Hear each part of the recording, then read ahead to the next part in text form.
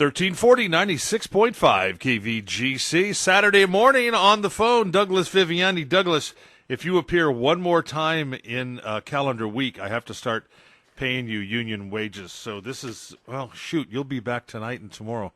Yeah. Hey, can I put it on your tab? Is it okay? Put it on the tab, absolutely. Yeah, don't worry about it. I'll probably end up, paying that off in one day to the bar, a local establishment. Hey, thanks for letting us call you. For those of you that missed it, Douglas was our guest the other day. JD and I were talking about Oak Island, and oh gosh, are they ever going to find it? Will they find it? Will they not find it? And then Douglas, we get a hold of Douglas, and we're kind of holding you up as the. We shouldn't be doing that, but by osmosis, because we had Kevin Burns on the show for 2 hours last year, and he in turn is someone that he's a producer of that show, of course, and he's been getting me all riled up. So yeah, that's okay. You can hold me to it. Sooner or later, there'll be a parade down Main Street, Jackson, when they when they find out that I've been right about something. Hey, Avengers Endgame. You went and saw it. Leo sat through it for 3 hours without going to the bathroom. Yes. So, was it a whole family thing, or just you and Leo? Or it was Leo, myself, Angelica, and then a friend of hers got word, and she wanted to go. So all four of us went. A little hint, first off, it was funny. On the way to the theater, these theaters, you get a popcorn, you get a little bit of chocolate goobers or something or other, and a drink. And that's like $15 a person, Right. So I went to the local 7-Eleven. You have 7-Elevens there, obviously, right? Oh, yeah. So I went to the 7-Eleven and proceeded to the candy aisle, bought them candy, stuffed it in my jacket, and no one knew the wiser. And it's funny, except for the attendant at the 7-Eleven, we didn't say anything. We just got in there and did what we did. He goes, "Oh, going to see the movie, huh? I guess I'm not the only one that has an idea to load up on some candy before they're going into the theater and pay at those prices." But at 3-hour movie, you got to stock up on something with these. I was with a 7-year-old and two 10-year-olds. So we stocked up, then we bought a little popcorn. We went in, and we got there. We bought the tickets ahead of time and got there a half hour. More than a half hour ahead of time, and went straight to the seats, and even with that, only found 4 seats together, like maybe 5 rows back on the side. Whoa. So I don't know about over there, but I think everywhere it's been selling out like crazy. Yeah. It's been doing blockbuster business, and the kids stayed there for 3 hours, no intermission, were enthralled, cheering. I haven't had cheering in a movie since Rocky, I believe, if I'm thinking correctly. I'm not exactly, but there was 5 or 6 times in that theater where people are clapping and cheering this thing on. I don't know. When's the last time you cheered in a movie? What were they cheering for? Can you give it away? That occurred, especially in the last third of the movie, where I don't want to give it away, where certain superheroes either show up or certain superheroes do things that we've been waiting for them to do for a long time and finally do it. And it's like a rally call, and everybody was just all riled up. Their particular favorite got on the screen, or their favorite said something, or their favorite did something extraordinary. And so it was like watching a boxing match in some ways. It was really, but I don't want to say it's all action, because the first 2 hours of this movie is a lot of exposition. It brings in almost every character that's had a movie except for the Fantastic Four. Every character and the X-Men, those two have been excluded from this. But other than that, every character you've seen on the screen is got a storyline and something going on, and they really took the time to actually old school tell a story. And then it paid off at the end, if that makes sense. Did my man Deadpool show up? I was looking for him. He showed up only in the end for a split second. If you really have to look for him. So the short answer I'm going to say is no, because if you're going for that, you're not going to see him. He has no lines or anything like that. But so let me back you up on this. So you said that Fantastic Four don't appear in this movie? Yes, Fantastic Four and X-Men. X-Men both are just been, I believe, acquired by Marvel back, and which is Disney, back from I think it's 20th Century Fox. Originally, they sold those two sets of characters to them, along with Spider-Man, who's back maybe 2-3 years ago. So it's been complicated with the rights and so forth. When Marvel was not part of Disney, they sold off those characters as they were going under. Believe it or not, they're having financial problems, and those movies were not made well, and are not part of what they say the canon of Marveldom. But Marvel's just gotten them back. So that's the question: is what's next? There's a new Spider-Man coming out. There's a new Captain Marvel. There's a new Doctor Strange, all in the works. And the Fantastic Four. There's rumors about as to how they're going to introduce the Fantastic Four into the Marvel cinematic universe. And they are definitely on the horizon to come in and maybe take over for the Avengers in some way, or morph into another Avengers type of movie where there's a lot of different characters. Wow, again, from our conversations here, I know nothing of Marvel. To me, Marvel Comics is the Fantastic Four, right? Because when I was a kid watching, remember the Saturday cartoon with so I think that Johnny Flash and Johnny Storm, the Invisible Woman, the Ben Hulk, Grimm. those guys, the Elastic Man or Woman or whatever. Fantastic, that's the Fantastic Four to me. And then Spider-Man. So Spider-Man and the Fantastic Four, that's Marvel to me. I don't. Right, and they got Spider-Man got a little bit of a faster jump start because they were made well over there, but. They were not part of the. So, do you say that the people that the Marvel folk don't claim the X-Men? They don't think those movies were made good.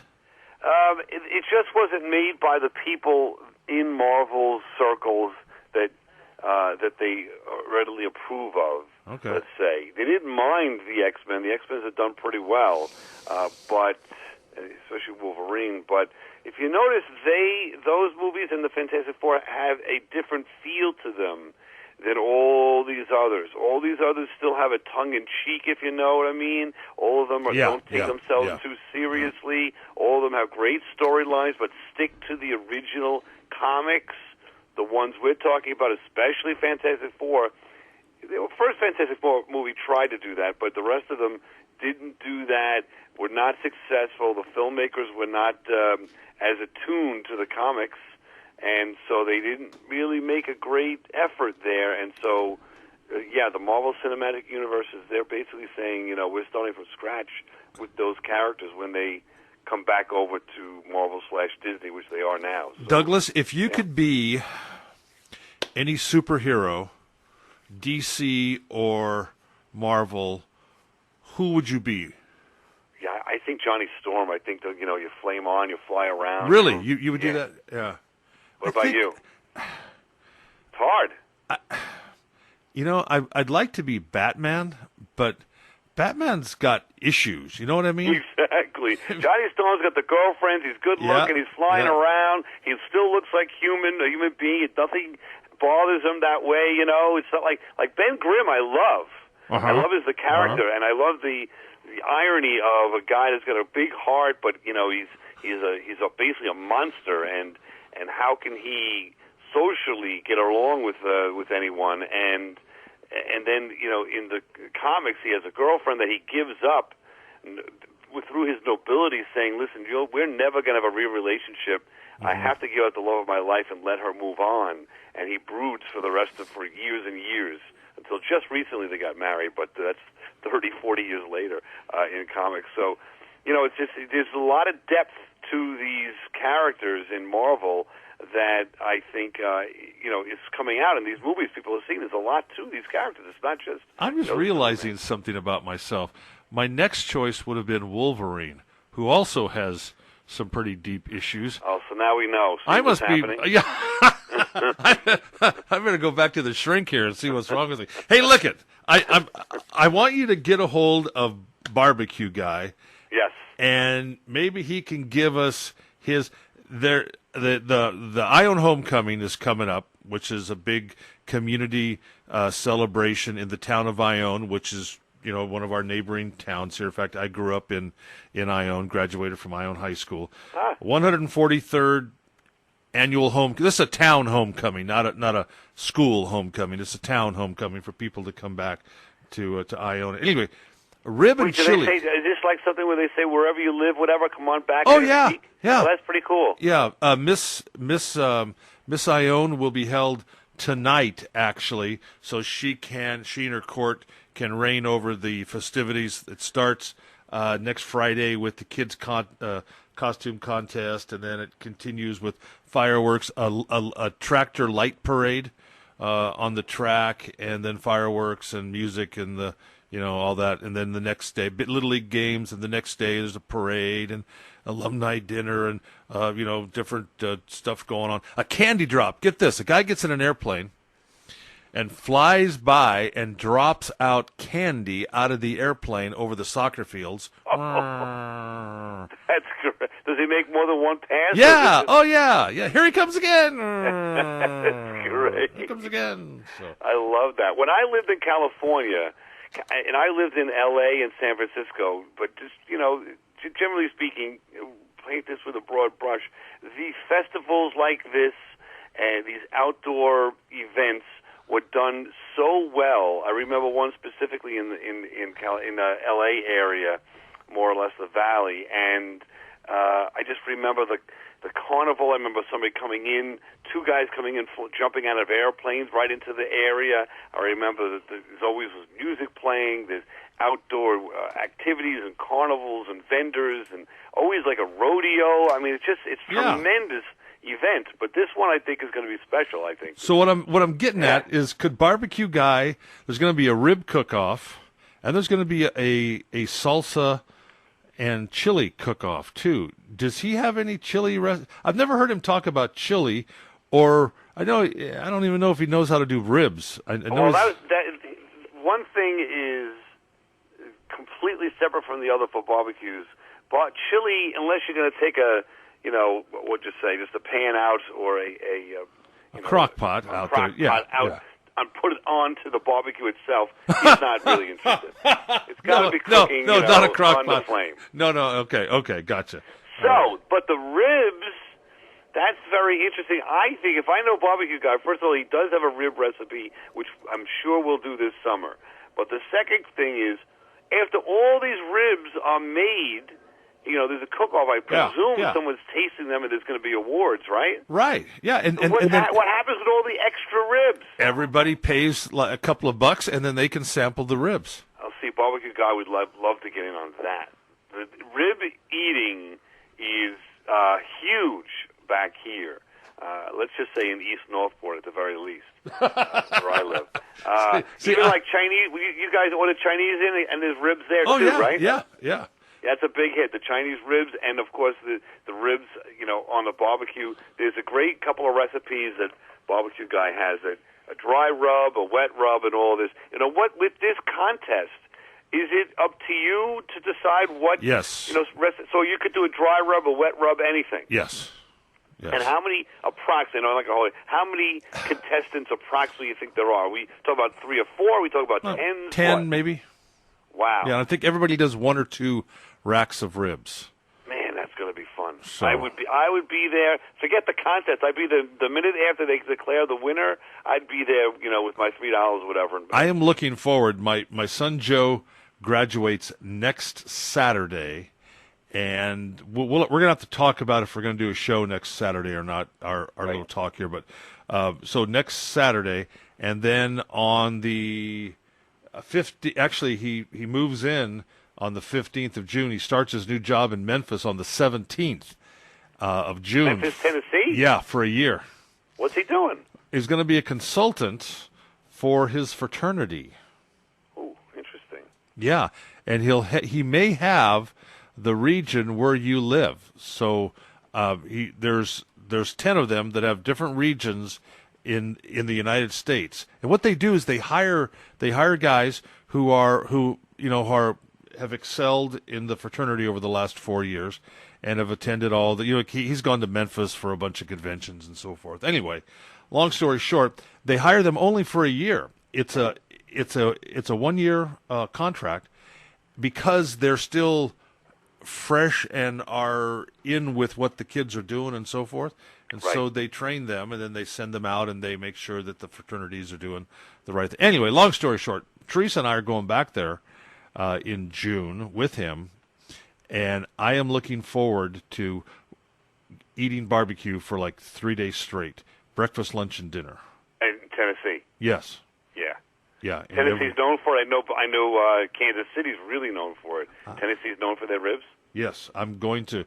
There's a bunch of places in Memphis, and I'm hitting it up, and I will let you know. So I'm telling you, the ribs are the best, and I don't know what it is. I guess I don't want to let it out too much, but they're inexpensive when you buy them in the grocery store. And you know what? Some people, the older I get, the more people I run into do not like to eat things off a bone. Have you ever run across someone that goes, "You don't like to eat meat off a bone"? Oh. I cannot understand that because it's so much more tastier off the bone. But whenever I cook at home something on the bone, I've got to cut. I should say this, whisper this.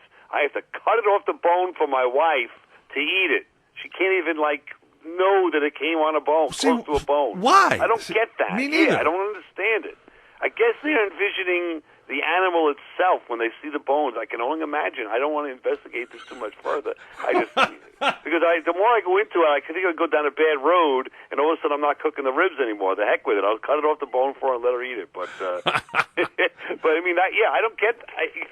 I don't, that and how about when you go food shopping, and they ask you want bags, whatever, yes, okay, and they start packing the bags, and they're afraid to put the meat in with, vegetables, in with, cereal. Yeah. Everything's wrapped up individually anyway. Why do we have to put the meat in one bag and the cereal in another? Do you understand that one? Oh, yeah. No. I mean, I understand. Here in California, we have to pay for our bags. Yeah, we got to do that too now. You know, so it's like, how many bags do you want? I don't care. Just give me whatever. And then there's people behind me that have their own. But why? So what are you saying? Don't said previously I got a lot of yeses, so we're getting it like that. Yeah, all right. Do you remember? I mean, it's the East Coast guy, but you remember that guy? Oh, yeah. He was kind of like a schoolyard type player. You know, what they call him? Playground style or whatever? Yeah, they talk about him in the book. He's got a new book talking about him. The people talking about he's a kind of a guy when he was playing basketball. It was like watching a jazz musician because he was unpredictable and he's got these free-floating moves and riffs and so forth. So, yeah, he was one of these guys that he'd get the ball and he'd invent once he got the ball, you know. I'm not trying to take anything away from Earl the Pearl, but what about Pistol Pete Maravich? That's a guy you got to try to interview someday. Is he still around? I don't know. Whatever happened to, you know what? Remember how hot he was? Away. Oh, I'm sorry. So what I would do is the second best to Pistol Pete, or, he was really an outside shooter and all that. How about Dr. J? I would love to get Dr. J There on. you go. Hey, here's who you have to get, okay? And this, seriously, get Pete Rose. You know what? That's a good idea. I'm going to try that. That's a really good. I love Pete Rose. Yes. Pete Rose needs to be in the world, in the Hall of Fame. You need to interview Pete Rose. And let's be clear, we're not lumping Pete Rose in with Clemens and these other guys with steroids. Nope. Pete Rose did something that was, a totally different scene than what they did. Yes. And I agree with you. I think that he has totally paid for it. He has totally paid for it. Yeah, exactly. And he's got 4,000 plus hits. He's got more hits than anybody on the planet. And the man was the bane of our existence here on the East Coast. Remember Bud Harrelson got to a fight with him in the '73 playoffs, if you remember that. And, I mean, he was the player you loved to hate because he was so good. Exactly. Hey, tonight at 6 o'clock, tomorrow night at 6 o'clock, Douglas Viviani and his friend, what's that? Oh, David Cohen. That's it. Still my friend? Yeah, I guess so. Everything old is new again. Douglas, have a great show tonight. Thanks. Enjoy it.